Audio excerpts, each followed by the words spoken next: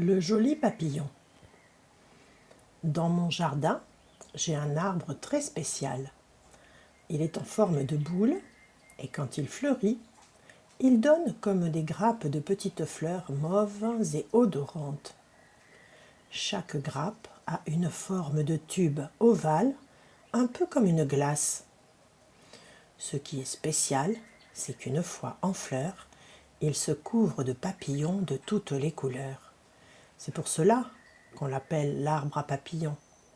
Ils sont attirés par le parfum suave, ce qui veut dire doux et délicat, que cet arbre émane. Ils viennent butiner le suc de ces fleurs. Si tu t'approches, tu les vois s'envoler par centaines. C'est chouette d'avoir ce beau spectacle dans son jardin.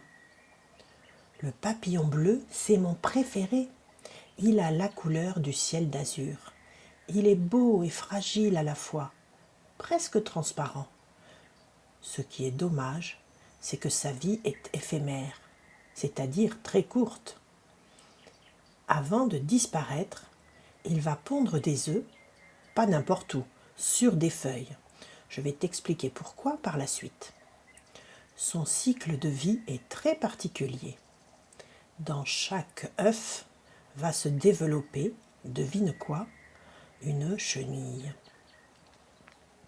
Quand la chenille va naître, elle va dévorer beaucoup de feuilles afin de grandir.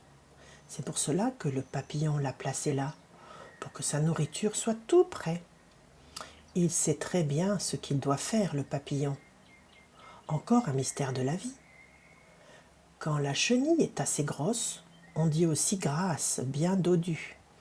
Elle aura dû muer plusieurs fois, car son vêtement était trop serré. C'est un peu comme quand ta maman t'achète de nouveaux vêtements, car les tiens sont trop petits. Puis elle s'installe dans un petit coin et s'entoure d'un fil. Elle fabrique sa petite maison qu'on appelle chrysalide, dans laquelle elle restera prisonnière jusqu'à sa transformation. En quoi se transforme la chenille? Le sais-tu? En papillon, bien sûr. Et quand il sera prêt, il percera un trou avec sa bouche au sommet de la chrysalide et pourra ainsi se glisser dehors avec plaisir. Enfin la liberté, doit-il se dire. Il lui faudra défroisser ses ailes, toutes recroquevillées, car il était à l'étroit dans sa maison, et avait hâte de se dégourdir les pattes et les ailes. Voilà pour le début de cette histoire.